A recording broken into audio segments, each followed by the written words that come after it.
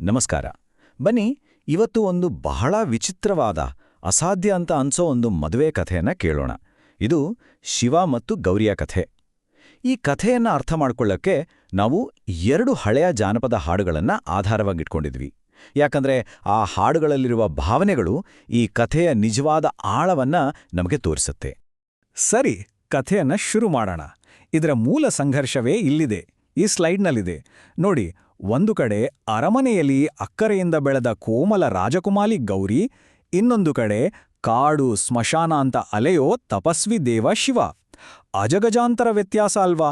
ಒಬ್ರು ಅರಮನೆವಾಸಿ, ಇನ್ನೊಬ್ರು ಅರಣ್ಯವಾಸಿ. ಇಂಥವರಿಬ್ಬರ ಮದುವೆ ಕಥೆ ಶುರುವಾಗೋದೇ ಒಂದು ರೋಚಕ.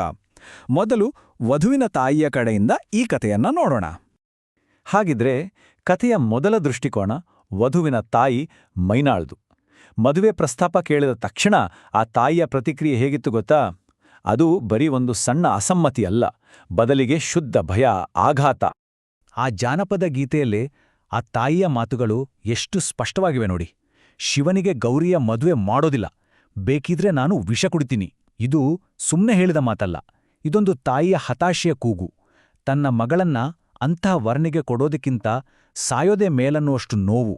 ಯಾಕೆ ಆಕೆಗೆ ಇಷ್ಟೊಂದು ವಿರೋಧ? ಕಾರಣಗಳು ಒಂದರ ಹಿಂದೆ ಒಂದರಂತೆ ಬರ್ತವೆ. ಮೊದಲನೇದು ಶಿವನ ಸಂಗಾತಿಗಳು.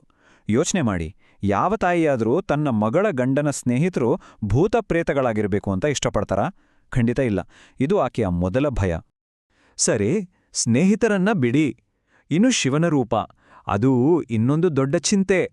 ದೇಹದ ಮೇಲೆ ಆಭರಣಗಳ ಬದಲು ಹಾವುಗಳೇ ಹರಿದಾಡ್ತಿದ್ರೆ ಯಾವ ತಾಯಿ ತಾನೇ ಹೆದ್ರಲ್ಲ ಹೇಳಿ? ಈ ಯೋಚನೆಯೇ ಮೈನಾಗೆ ಸಹಿಸೋಕೆ ಆಗ್ತಿರ್ಲಿಲ್ಲ. ಅಷ್ಟೇನಾ? ಖಂಡಿತ ಇಲ್ಲ. ಒಬ್ಬ ರಾಜ್ಕುಮಾರ ಅಂದ್ರೆ ಚಿನ್ನದ ರಥದಲ್ಲಿ ಬರ್ತಾನೆ, ಆದರೆ ಶಿವನ ವಾಹನ ಒಂದು ಗೂಳಿ.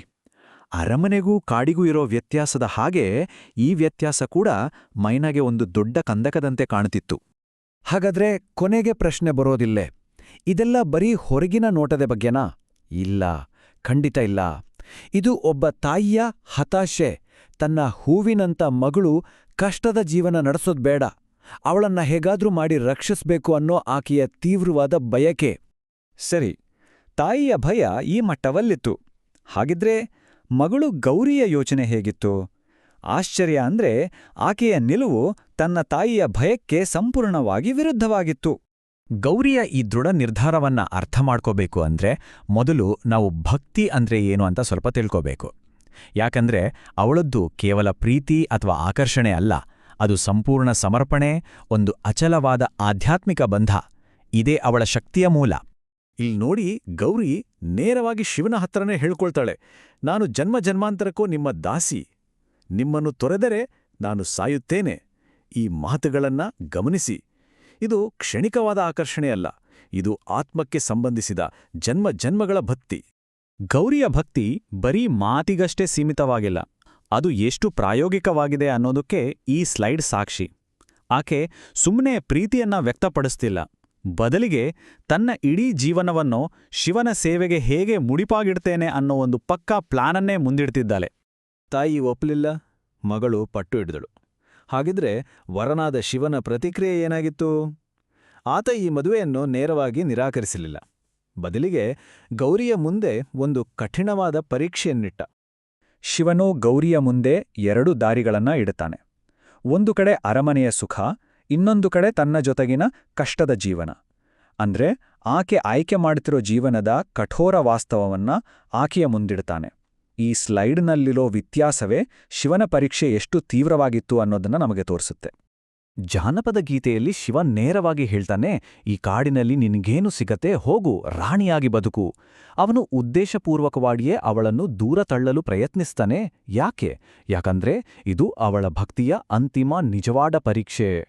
ಸರಿ, ಈಗ ನಮ್ಮ ಮುಂದೆ 3 ದೃಷ್ಟಿಕೋನಗಳಿವೆ: ತಾಯಿಯ ಭಯ, ಮಗಳ ಭಕ್ತಿ ಮತ್ತು ವರನ ಪರೀಕ್ಷೆ. ಇವು 3ನ್ನೂ ಒಟ್ಟುಗೂಡಿಸಿದಾಗ ಈ ಕಥೆಯ ನಿಜವಾದ ಸಾರಾಂಶ ಏನು ಅಂತ ಗೊತ್ತಾಡುತ್ತೆ. ಈ ಸ್ಲೈಡ್ ನೋಡಿ, ಕಥೆಯನ್ನ ಎಷ್ಟು ಅದ್ಭುತವಾಗಿ ಸಂಕ್ಷಿಪ್ತಗೊಳಿಸಿದೆ. ಒಂದೇ ಮದುವೆಯನ್ನ 3 ಬೇರೆ ಬೇರೆ ದೃಷ್ಟಿಕೋನಗಳಿಂದ ನೋಡಲಾಗ್ತಿದೆ. ಲೌಕಿಕ ಭಯ, ಆಧ್ಯಾತ್ಮಿಕ ಭಕ್ತಿ ಮತ್ತು ದೈವಿಕ ಪರೀಕ್ಷೆ.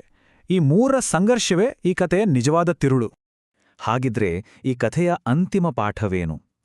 ಬಹುಶಃ ಇದೇ ಇರ್ಬೋದು. ದೈವಿಕ ಪ್ರೀತಿಯನ್ನೋದು ಲೌಕಿಕ ನಿಯಮಗಳನ್ನ ಮೀರಿದ್ದು. ಇಲ್ಲಿ ಹೊರಗಿನ ಸೌಂದರ್ಯ, ಸಂಪತ್ತು, ಅಂತಸ್ತು ಇವು ಮುಖ್ಯವಲ್ಲ. ಮುಖ್ಯವಾಗೋದು ಕೇವಲ ಸಮರ್ಪಣೆ ಮತ್ತು ಸತ್ಯ. ಹಾಗಾಗಿ ಈ ಕಥೆ ನಮ್ಮುಂದೆ ಒಂದು ಮೂಲಭೂತವಾದ ಪ್ರಶ್ನೆಯನ್ನು ಇಡ್ತದ.